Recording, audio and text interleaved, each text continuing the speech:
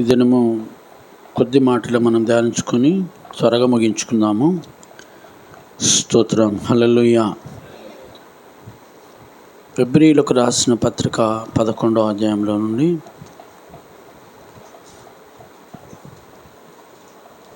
5వ వచనాన్ని ధ్యానించుకుందాము. ఒక మాట.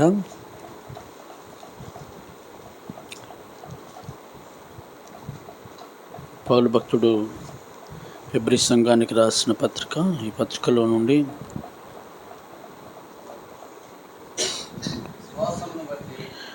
విశ్వాసమును బట్టి హనోకు మరణము చూడకుండునట్లు కొనిపోబడెను. అతడు కొనిపోబడక మునుపు దేవునికి ఇష్టుడై ఉండెనని సాక్ష్యం పొందెను. ఆమేన్. హల్లెలూయా. హల్లెలూయా. అద్భుతమైన మాట ఇది. Praise the lord. హల్లెలూయా. మనందరికీ తెలుసు, పాస్టర్లు మీరు, అమ్మగారులు కూడా. ఒక మాటలో చెప్పాలంటే చాలామంది ఇందులో చిన్నప్పటి నుండి కూడా బైబిల్ చదివిన వాళ్ళు ఉండవచ్చు. ఉన్నారు కదా? ఉన్నారు. చిన్నప్పటి నుండి బైబిల్ చదివి సండే స్కూల్కి వెళ్ళి వాక్యం నేర్చుకొని చేసిన వాళ్ళు ఉండవచ్చు. నేనైతే మధ్యలో నమ్ముకున్నా. భయంకరమైన విగ్రహారాధన కుటుంబంలో నుండి దేవుని నమ్ముకొని ఇప్పుడు మట్టుకు సాధ్యమైనంత వరకు దేవుణ్ణి గణపరచున్నట్లుగా, గణపరిచే విధంగా గణపరచాలని ఈ శేష జీవితాన్ని ఆయన కొరకు బ్రతకాలని ఇష్టపడి పరిచర్య చేస్తున్నాను. ఆమేన్. హల్లెలూయా. ఇక్కడ రాసింది, విశ్వాసమును బట్టి హనోకు మరణము చూడకుండునట్లు కొనిపోబడెను. అతడు కొనిపోబడక మునుపు ఏమై ఉన్నాడంట? హల్లెలూయా. ఇదందరి విన్న మాటే. ఎంత సింపుల్ అనిపిస్తుంది అండి మాట మనకు. కానీ దీని రియాలిటీ మన జీవితాలలో ఉందా లేదా అని మనల్ని మనం పరీక్షించుకుంటే మట్టుకు చాలా భయం వేస్తుంది ఈ మాట. భయంకరం. ఎవరికి ఇష్టడై ఉన్నాడంటే ఈయన దేవుని. మనము ఇప్పుడు సేవకులంగా మనము దేవునికి ఇష్టడుగా ఉన్నామా? దేవుడు మనల్ని గురించి చెప్పగలడు ఆ మాట? సేవకుల గురించి చెప్పగలడా? హల్లెలూయా. మరి చెప్పకపోయేది ఉంటే ఈ ప్రయాసం అంత వ్యర్థం కాదా? మనం పడే ప్రయాసం వ్యర్థం కాదా? రాత్రి అనక పగలనక పిల్లల్ని వదిలిపెట్టుకొని, చిన్న చిన్న పిల్లల్ని వదిలిపెట్టుకొని సేవ అంటే దాదాపు నా పిల్లలు బాగా భయపడుతూ ఉంటారు. ఇప్పటికి కూడా భయపడతారు. కారణం ఏందో తెలుసా? పాలు మరువని పిల్లలను కూడా ఆ పాతిళ్ళు దీని వెనకాల ఉంది. అప్పుడు ఈ ఇల్లు కూడా లేదు, ఈ పక్కిల్లు లేదు, జంగల్లాగా ఉండేది. తుమ్మ చెట్లు, విపరీతమైన తుమ్మ చెట్లు. పాములను అయితే ఎన్ని చంపినో నాకు తెలియదు. అందులో విపరీతమైన పాములు. అలాంటి పరిస్థితులలో నా పిల్లలు అంతున్నప్పటి నుండి ఇంట్లో పెట్టి తాళం వేసి ఒక పక్క గొల్లె ఉంచి వేసి ఒక పక్క తాళం పెట్టి సేవకి వెళ్ళిపోయే వాళ్ళం. రాత్రి 1 గంట 2 గంటలు 2 గంటలు కూడా. ఇప్పుడు అదే సేవ ప్రభాకర్ అయ్య గారు చెప్తాండ్రు. ఆయన తెలుసుకుంటే కూడా అట్లా ఆయన తెలుసుకోవచ్చు. రాత్రి సుదర్శన్ పాల్ పాస్ట్ ఎప్పుడైనా 2 గంటలకు మీ ఊరికి వచ్చిండా అని అడిగితే వాళ్ళు చెప్తారు. 2 గంటల రాత్రి కూడా లారీల మీద, బండి లేదు, లారీలు ఆపుకొని వెళ్ళిపోయినాం. కారణం ఏందో తెలుసా? ఒకరోజు 2 గంటల 10 నిమిషాలు అవుతుంది, శనివారం రోజు. అయ్యా ఫలానా వ్యక్తి చనిపోయేటట్టున్నాడు, ప్రార్థన చేయమంటారు, మిమ్మల్ని రమ్మంటారు అని చెప్పంటారు. 2 గంటల రాత్రి బయలుదేరిపోయినాం. మా పిల్లలు ఆ ఇంట్లో ఉండేది. ఉరుములు, మెరుపులు, పిడుగులు పడ్డప్పటికీ మా పిల్లలు మమ్మల్ని ఇక్కడే. కానీ ఏ రోజు వాళ్ళ ఇంటికి కూడా పోయి పడుకోలేదు నా పిల్లలు. అంటే రాత్రనక పగలనక దేవుని పరిచర్యలో గడుపుతూ ఉన్నాం. ఆమేన్. హల్లెలూయా. మీరు ఇలాంటి సేవ చేసి ఉంటారు, నేను కాదనలేను, అందరు చేస్తారు, లేదా అందరూ సేవకులే, మీరు చేసి ఉంటారు. కానీ సేవకులంగా మన పరిచర్య, మన జీవితాలు, మన బ్రతుకులు, మన ప్రవర్తన, అన్ని విషయాలు కూడా దేవునికి ఇష్టమైతా ఉన్నాయా, వీటన్నింటిని దేవుడు ఇష్టపడతాడా అనేది అప్పుడప్పుడు కంపల్సరీ మనము పరీక్షించుకోవాలి. ఆమేన్, హల్లెలూయా. మరి మనము సజీవుడైన దేవుణ్ణి ఆరాధించే నిజంగా మనము దేవునికి ఇష్టడుగా ఉన్నామా లేదా అని రోజు మనల్ని మనము పరీక్షించుకోవాలి. గలతీ పత్రికలో అంటాడు ఆ మాట, మనల్ని మనమే పరీక్షించుకోవాలి. బల్ల తీసుకునేటప్పుడు కూడా ఒక మాట ఉంటుంది, కొరింథీయులకు రాసిన మొదటి పత్రిక 11వ అధ్యాయంలో, మనలను మనమే పరీక్షించుకొని ఎడల తీర్పును. ఆమేన్, హల్లెలూయా. ఏమి పరీక్షించుకోవాలి మనము? సేవకులు కూడా ఏం పరీక్షించుకోవాలి అంటే, అనోకులాగా మనము దేవునికి ఇష్టలుగా ఉంటున్నామా, ఇష్టలుగా బ్రతుకుతున్నామా, మన సేవ దేవునికి ఇష్టమయ్యే సేవ చేస్తున్నామా లేదా అని ప్రతి నిత్యము మనల్ని మనము పరీక్షించుకోవాలి. ప్రైజ్ ది లార్డ్, హల్లెలూయా. ఇది కంపల్సరీ ఈ రోజు నుండి అయినా మనల్ని మనం ఆ విధంగా పరీక్షించుకోవాలి. ఆమేన్, హల్లెలూయా. లోకంలో మనకు తెలుసు, ఏమున్నా లేకపోయినా ఈ తిమోతి పత్రిక నేను చదువుతున్నా, ఇప్పుడే ఆ మాట ఏమన్నదంటే, మనము ఈ లోకంలోనికి వచ్చేటప్పుడు ఏమీ తేలేదు, ఏమీయు అని ఉన్నాడ, ఏం తేలేదట. ఇంకేందంట, రెండవది ఏంటిది, ఏమీయు. కానీ ఒక్కటి తీసుకుపోతాం, ఏంటితో చెప్తారా? ఒకటి తీసుకెళ్తాం, మన సాక్ష్యము, మన భక్తి. ఇంకోటి ఏంటంటే, దేవుడు మన సేవకి ఇచ్చే ఫలితం మూట కట్టుకొని ఆ మూట ఎత్తుకొని పోతాం. అందుకే దావీదు అంటాడు కదా, ఏమంటాడు,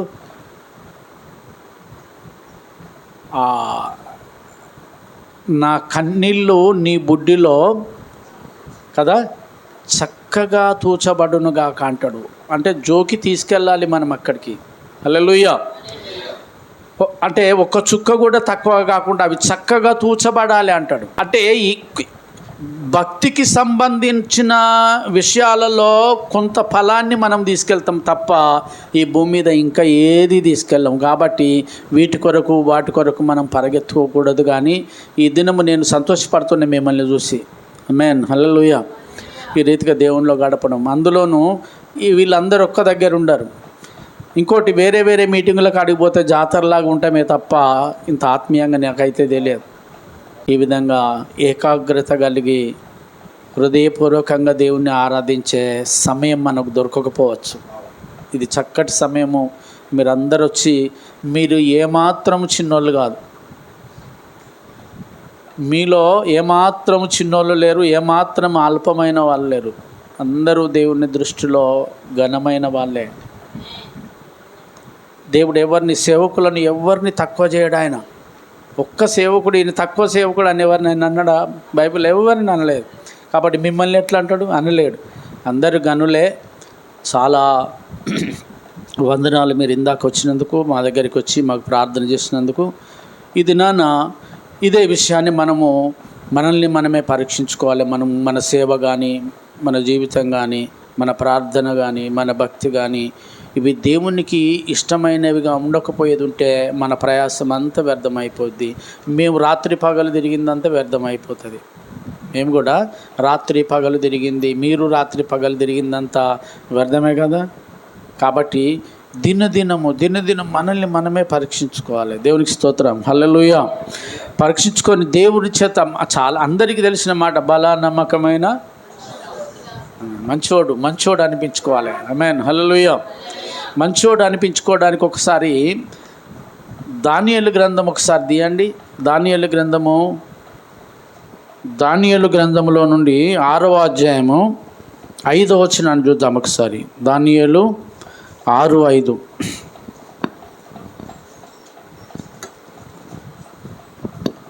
చదవండి, ఆ మాట చదవండి. 6:5. అప్పుడు ఆ మనుషులు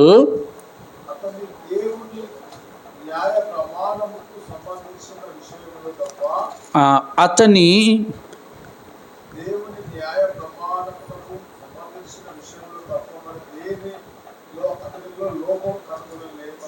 ఆమేన్, హల్లెలూయా. ఏమి కనుగొనలేదట అతనిలో? చూడండి, అందుకు ఆ మనుషులు అతని ఇక్కడ చూడండి, అతని దేవుని అతని అనేది విడదీయకుండా చదవాలి మనం ఈ మాట. ఆడేమన్నాడంటే అతని దేవుని పద్ధతిలో. అర్థమైందా? అంటే అతని దేవుడు అంటే అతనికి సొంతమైన వాడు. ఇప్పుడు ఆమె కొడుకు అన్నమనుకో, ఆమె కొడుకు అంటే ఏమన్నట్టు? ఆమె సొంత కొడుకు, ఆమె కుమారుడు. ఇక్కడ దానియేలు గురించి ఏమని రాసిందంటే అతని దేవుని పద్ధతిలో. ఏం మాట అది! హల్లెలూయా. ఎవరి దేవుడాట ఇప్పుడు ఈయన? అతని అంటే దానియేలు దేవుడు. మనం ప్రార్థన చేస్తాము, ఆ దేవుడు కూడా నిర్గమకాండం 2వ అధ్యాయంలో మాట్లాడతాడు. చాలా దిక్కులు ఏమని మాట్లాడతా అంటే, నేను నీ పితరుల దేవుడను, అబ్రహాము దేవుడను, యాకోబు దేవుడను. ఎందుకు యాకోబు అన్నారు? ముందుగానే యాకోబు ముందా, ఇస్సాకు ముందా? అబ్రహాము దేవుడను, ఇస్సాకు దేవుడను, యాకోబు దేవుడను. అంటే చూడండి, వాళ్ళ సొంతం అయిపోయింది దేవుడు. ఇక్కడ కూడా దానియేలు గురించి అదే మాట మాట్లాడుతాడు. దానియేలు గురించి ఎవరిస్తా ఉన్నది సాక్ష్యం చూడండి ఒకసారి. ఎవరు మాట్లాడుతున్నారో కూడా ఒకసారి చూద్దాం ఇక్కడ. అందుకు ఆ ప్రధానులు, అధిపతులు రాజ్యపాలన విషయంలో దానియేలు మీద ఏదైనా ఒక నింద మోపవలన నుండి తగిన హేతువు కనిపెట్టుచుండిరి. కానీ దానియేలు నమ్మకస్తుడై ఏ నేరమైనను ఏ తప్పైనను చేయువాడు కాడు గనుక దానియేలులో తప్పైనను లోపమైనను ఏం లేదట. దానియేలులో తప్పైనను లోపమైనను లేదని ఎవరు చెప్తా ఉన్నారు ఇక్కడ అని చెప్పంటే చూడండి మీరు, అక్కడ ప్రధానులు చెప్తా ఉన్నారు, అధికారులు చెప్తా ఉన్నారు, ప్రధానులు చెప్తా ఉన్నారు. మన ఒక మాటలో చెప్పాలంటే మన ఇంట్లో మనకే చెప్పారు చాలామంది అంటారా. నేను చూసిన కొంతమంది పాస్టర్లు వాళ్ళ అమ్మలు చాపిస్తారు, పోయిన ఇంటికి పోతే వెనుక నుండి చాపిస్తూ ఉన్నారు, తల్లిదండ్రులు చాపిస్తూ ఉన్నారు పాస్టర్లను. హల్లెలూయా. మరి ఈ పరిస్థితి ఏంది? ఇక్కడ దానియేలును తన ఇంటి వాళ్ళు కాదు, రాజులు, అధికారులు సైతం ఏమంటా ఉన్నారంటే అతనిలో తప్పు లేదంట, లోపమైనను లేదు అని కింద చెప్తారు. అందుక మనుషులు అతని దేవుని పద్ధతి విషయం అందే కానీ మరి ఏ విషయం అందే కానీ 2 విషయాలు చెప్తా ఉన్నారు ఇక్కడ. హల్లెలూయా. మొట్టమొదటి విషయం ఏంటిదట? మొట్టమొదటి విషయం చూడండి మీరు అక్కడ, అతని దేవుని పద్ధతి విషయంలో కానీ, అంటే అతడు దేవుణ్ణి ఆరాధించే విషయంలో కానీ, దేవుణ్ణి ప్రకటించే విషయంలో కానీ, దేవుని విషయంలో అతను చేసే భక్తి విషయంలో కానీ ఏ లోపము లేదంట. ఆమేన్, హల్లెలూయా. అక్కడ ఇంకో మాట అంటా ఉన్నాడు, మరి ఏ విషయమందును అతనిలో లోపము కనుగొనలేకపోయిరి. అతని దేవుని పద్ధతి విషయంలో కానీ మరి ఏ విషయములో కానీ అతనిలో లోపము కనుగొనలేకపోయిరి. ఆమేన్, హల్లెలూయా. మంచోడా చెడ్డోడా అయినా? దానియేలు గురించి ఇంకో మాట్లాడ, దానియేలు నువ్వు నాకు అంతేకాదు బహు ప్రియుడవైనందున గనుడవైతివి. దానియేలు అంటాడు, నీవు నాకు బహు ప్రియుడవైన, అంటే ప్రియుడు అంటే ఇష్టమైన వాడు, చాలా ఇష్టం దేవునికి. దానియేలు నాకు చాలా ఇష్టమైన వాడివి, నువ్వు చాలా ఇష్టమైన వాడివి కనుక నువ్వు నాకు ప్రియుడవైనందున నీవు గనుడవైతివి. ఆమేన్, హల్లెలూయా. మనకు తెలుసు సామెతల గ్రంథం 22వ అధ్యాయం 1వ వచనంలో ఏముంటుందో తెలుసా? గొప్ప ఐశ్వర్యము కంటే ఇది రావాలి సేవకులకు. ఆమేన్, హల్లెలూయా. గొప్ప ఐశ్వర్యము కంటే ఏది మేలంట? ప్రసంగి భక్తుడు కూడా దీనికి ఒక మాట చెప్తాడు. ప్రసంగి దాదాపు దేంట్లో ప్రసంగి గ్రంథంలో చెప్తాడు. ఆ మాట చెప్పండి, ఏముంటుంది దీనికి ప్రత్యామ్నాయం? మంచి పేరు మీరు. సుగంధ తైలము కంటే మంచి పేరు మేలు. ఆమేన్, హల్లెలూయా. దానియేలు గురించి కూడా అదే మాట చెప్పిండు కదా, ప్రియుడవు, నీవు ప్రియుడవు, నాకు అత్యంత ప్రియుడవైనందున గనుడవైతివి, మంచివాడు. సేవకులే వీళ్ళందరూ. ఆమేన్, హల్లెలూయా. ఇంకొక మనిషిని గురించి చెప్తారా,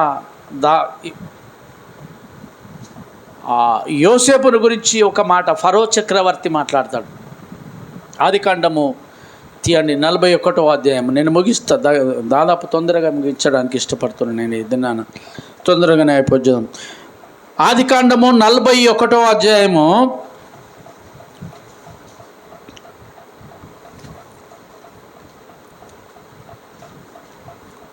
ఆదికాండము 41లో 37, 38 వచనాలు చదువుదాం. 37 నుంచి 38 వచనాలు. ఆ మాట ఫరో దృష్టికిని అతని సమస్త సేవకుల దృష్టికిని యుక్తమై ఉండెను గనుక అతడు తన సేవకులను చూసి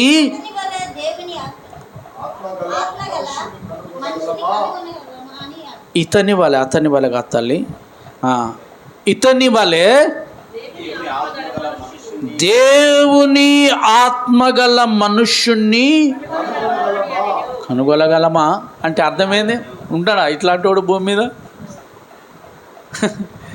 ఇలాంటి వాడు ఉంటాడా? ఎవరైనా ఉన్నారా అంటాడు ఆయన. మనం చెప్పడం కాదు. హల్లెలూయా.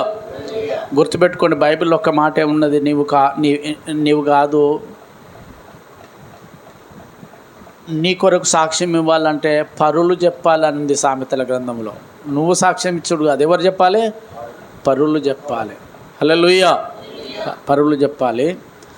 పౌలు కూడా ఏమంటాడంటే, ఆయన సేవ ప్రారంభం నుంచి ఇంతవరకు నేను ఎవరి దగ్గర ఏది ఆశించలేదు అంటాడు.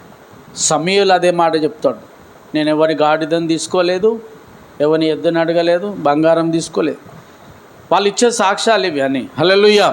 కానీ ఇక్కడ ఎవరు చెప్తా ఉన్నారు అంటే, మొట్టమొదటిసారిగా దానియేలు గురించి దేవుడేమో నువ్వు నాకు ప్రియుడవని చెప్పిండు. రాజు అధిపతులందరేమో ఇతని వంటి వాడు లేడు అంటా ఉన్నారు. యోసేపును గురించి ఏమని చెప్తానంటే, ఇతని వంటి పరిశుద్ధ దేవతల ఆత్మగలవాడు ఎక్కడైనా కనుగొనగలమా ఇలాంటివన్నీ? హల్లెలూయా. ఎంత మంచి సాక్ష్యం ఇది, అద్భుతమైన సాక్ష్యం. దేవునికి స్తోత్రం. హల్లెలూయా. ఇలాంటి సాక్ష్యాన్ని దైవ సేవకులు కలిగి ఉండాలి. దేవుని బిడ్డలారా, చాలామంది సేవకులను గురించి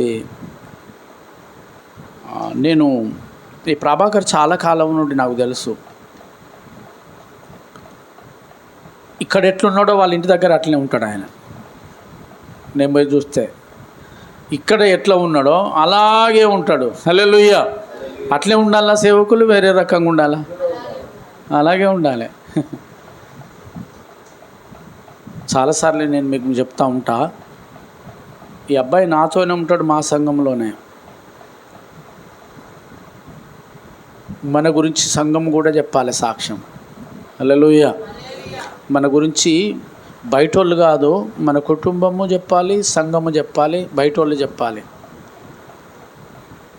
ఇదే దేవుడు అడిగేది. మన గురించి ఎవరు చెప్పాలి? మొట్టమొదట మన కుటుంబం, తర్వాత సంఘము కూడా చెప్పాలి. హల్లెలూయా. సంఘము ఒక దైవ సేవకుని సాక్ష్యం ఎక్కడ చెప్తారో ఎక్కడ బయటపడుతుందో చెప్తారా? ఒక విశ్వాసి సాక్ష్యమేమో స్త్రీలు పనికి పోయిన కాడ, పొలం కలిసే కాడనో, వరిగోసే కాడనో, ఇంకేనో ఆ పని దగ్గర వీళ్ళ సాక్ష్యం బయటపడుతుంది. దైవ సేవకుని సాక్ష్యము సంఘములోనే బయటపడుతుంది. సంఘములో మన సాక్ష్యం మంచివాడు అనుందా? హల్లెలూయా. మంచివాడు అనే సాక్ష్యాన్ని మనం కలిగి ఉన్నామా? ఇదే గలతీ పత్రికలో పౌలు భక్తుడు అడిగేది, పరీక్షించుకోండి అంటాడు. హల్లెలూయా. పరీక్షించుకోవడం అంటే చెప్పండి ఏంటిది? పరీక్షించుకోవడం అంటే మన పిల్లలు పరీక్షలు రాస్తారు కదా. ఏమేం పరీక్షలు రాస్తారు వాళ్ళు? ఏమేం పరీక్షలు రాస్తారు? ఆల్ సబ్జెక్టులు కాదు, యూనిట్ టెస్ట్ రాస్తారు ఫస్ట్, అంతేనా కదా? తర్వాత త్రైమాసిక పరీక్షలు, తర్వాత హాఫ్ ఇయర్లీ, తర్వాత యాన్యువల్ ఎగ్జామ్. ఇప్పుడు పరీక్షలు రాసినప్పుడు మనం ఏం చూస్తాం? వాళ్ళ లోపల మార్కులు చూస్తాం, ఎవరికి ఎన్ని వచ్చినాయి అని. మార్కులు చూస్తామా లేదా? మరి పాస్టర్లకు కూడా మార్కులు పడతాయి కదా. చెప్పండి, మనకు పడతాయా పడయా? దేవుడు మనకు మార్కులు వేయాలి కదా. అందుకే చాలా ప్రైవేట్ స్కూళ్ళల్లో వాళ్ళు ఏం చేస్తారంటే రోజు ఎగ్జామ్ పెడతా అంటారు. రోజు ఎగ్జామ్ పెడతారు. నారాయణ చైతన్య లాంటి స్కూళ్ళల్లో ప్రతిరోజు ఎగ్జామ్ పెడతారు. అంటే ప్రతిరోజు వాళ్ళకు పరీక్ష పరీక్ష పరీక్ష. దైవజనుడికి కూడా రోజు పరీక్ష కాలమే. మేన్ హల్లెలూయా. అవునా కదా? రోజు మనల్ని మనం పరీక్షించుకోవాలి. దేవుడు అదే అడుగుతూ ఉన్నాడు. మనం మంచి వాళ్ళమా, దేవుని దృష్టికి మంచిగున్నామా, మన భక్తి బాగుందా అని తెలుసుకోవాలి. ఒకసారి తిమోతిని గురించి చూద్దాము. ఫిలిప్పీలకు రాసిన పత్రిక 2వ అధ్యాయం. త్వరగా ఫిలిప్పీలకు రాసిన పత్రిక 2వ అధ్యాయంలో నుండి కొన్ని మాటలు చదువుతాము. మొట్టమొదటి 2:19-20 చదువుతున్నా నేను. చూడండి, మీరు చూడండి. హల్లెలూయా. నేనును మీ క్షేమము తెలుసుకొని ధైర్యము తెచ్చుకొను నిమిత్తము తిమోతి శీఘ్రముగా మీ వద్దకు పంపుటకు ప్రభువైన యేసునందు నిరీక్షించుచున్నాను. మీ క్షేమ విషయమై నిజముగా చింతించువాడు అతని వంటి వాడెవడును నా యొద్ద లేడు. ఆమేన్. హల్లెలూయా. హల్లెలూయా. ఇప్పుడు నా వైపు చూడండి దయచేసి. తిమోతి ఎవరి నిమిత్తం చింతించేవాడట? ఎవరి కొరకు? సంఘము కొరకు. ఫిలిప్పీ సంఘానికి లేఖ రాస్తూ మాట్లాడుతూ ఉన్నాడు ఇక్కడ. హల్లెలూయా. తిమోతి ఆ సంఘము కొరకు చింతించేవాడట, రోజు చింతించేవాడట. అంటే బాధపడేవాడు, సంఘస్థుల కొరకు, పరిచర్య కొరకు రోజు బాధపడేవాడంట. కాబట్టి పౌలు ఇచ్చే సాక్ష్యం చూడండి. ఎవరికి తెలుసా? మహాయోధుడైనటువంటి దైవజనుడు.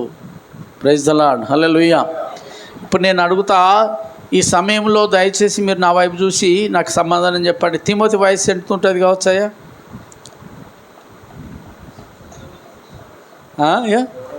చాలా యవ్వనస్తుడు. పౌలు వయసు ఎంత ఉంటుంది కావచ్చు? పండిపోయింది. పౌలు పండిపోయిన వాడే. అందులో పరిచర్యలో, దేవుని పరిచర్యలో అగ్రగణ్యుడైనటువంటి పౌలు తిమోతిని గురించి చెప్పామాట. ఒక యవ్వనస్తుడు, సేవలో ఆరితేరినటువంటి దైవజనుడు, సేవలో అన్నీ అనుభవించిన దైవజనుడు, సేవలో అన్ని మెలకువలు తెలిసినటువంటి దైవజనుడు. అంత మాత్రమే కాదు, అపోస్తలులు సైతం భయపడ్డారు పౌలుకు. ఆమేన్. హల్లెలూయా. పేతురు అన్నాడు కదా, పౌలు రాసినటువంటి ఆ పత్రికలు చదవడానికి కొరకరాని కొయ్యలాగా ఉన్నాయి నాకు అంటాడు. హల్లెలూయా. కొరకరాని కొయ్యలాగా ఉన్నాయి అని చెప్పి అంటాడు. అంటే అపోస్తలులు సైతము పౌలుని ఎదిరించడానికి అసలు ఎంతగా వాళ్ళు భయపడ్డారో అలాంటి యోధుడైనటువంటి పౌలు భక్తుడు ఒక యవ్వనస్తుని ఒక మాటలో చెప్పాలనుకుంటే పరిచర్యలో పాలు దాగే పసివాడయ్యావు తిమోతి. పరిచర్య విషయంలో అంత చిన్న వయసు అన్నట్టు అంతే కదా. యాక్చువల్గానైతే 17 సంవత్సరాలు ఉంటాడంట ఆ కాలంలో తిమోతి. నిజమైన వయసు 17 సంవత్సరాలు అయితే పరిచర్య విషయంలో మట్టుకు అతడు పాలు దాగే పసివాడే, ఆ వయసు వాడే.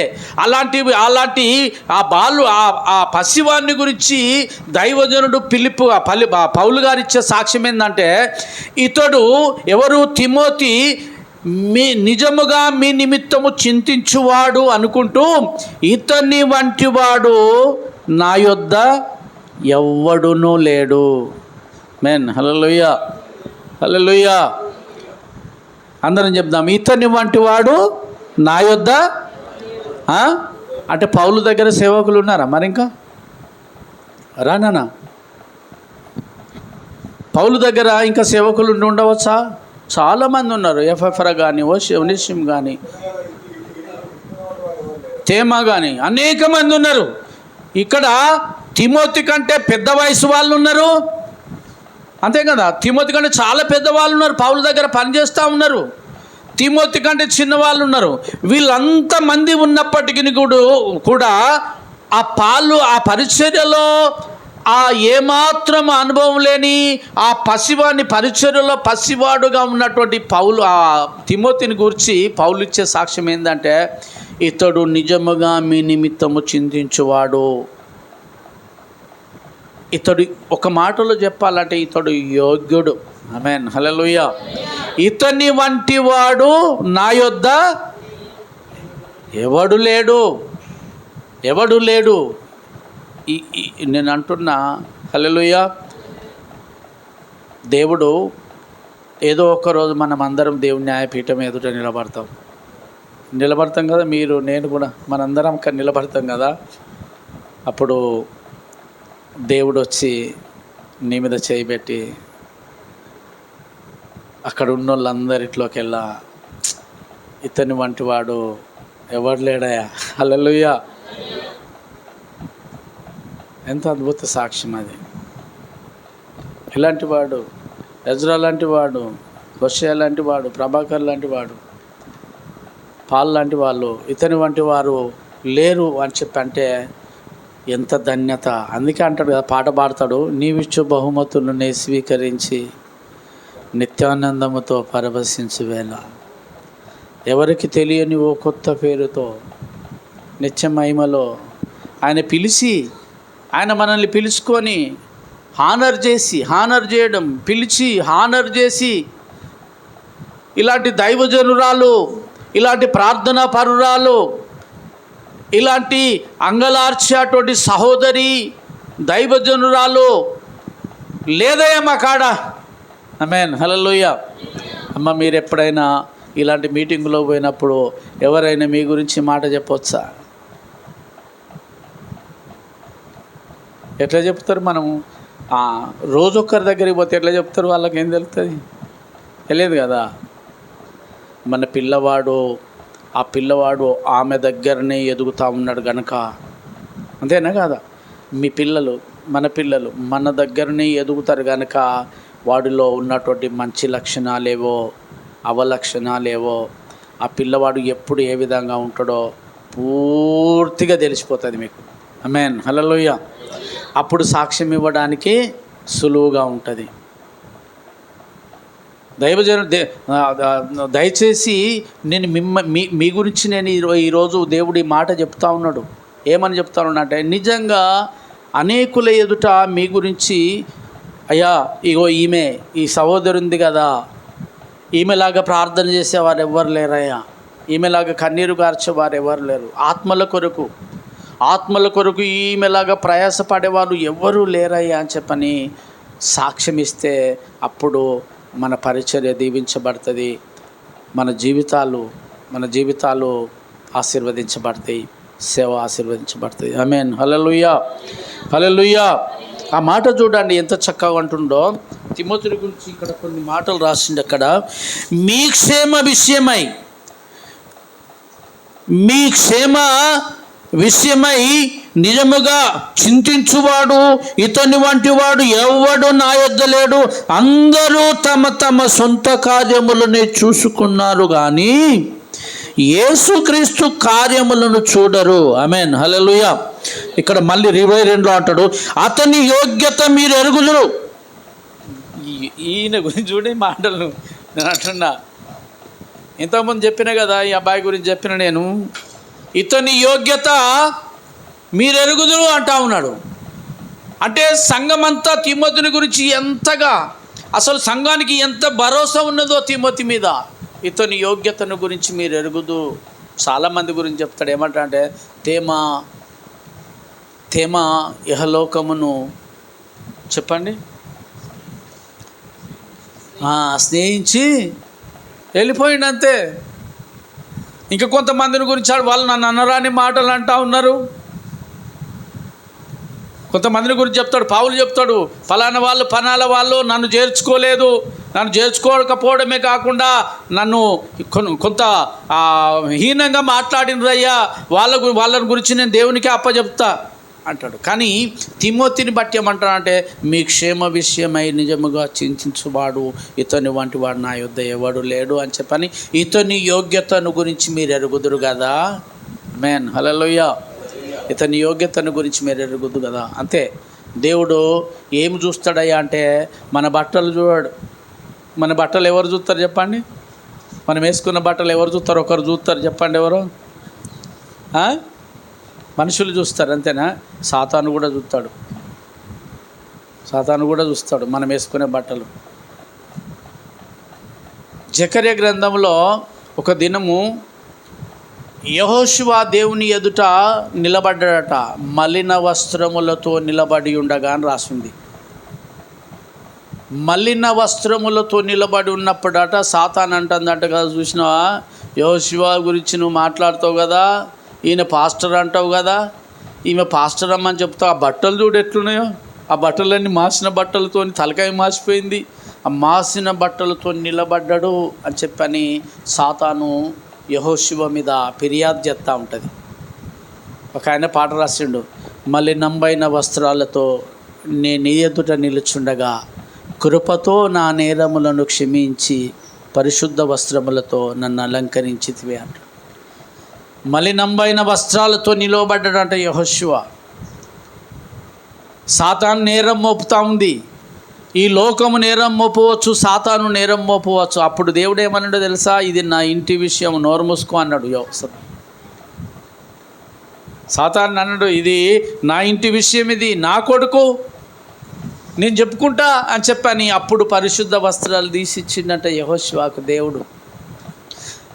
లోకం మనల్ని చూస్తూ ఉంటుంది, సంఘము చూస్తూ ఉంటుంది. సంఘము ఎదుట, లోకము ఎదుట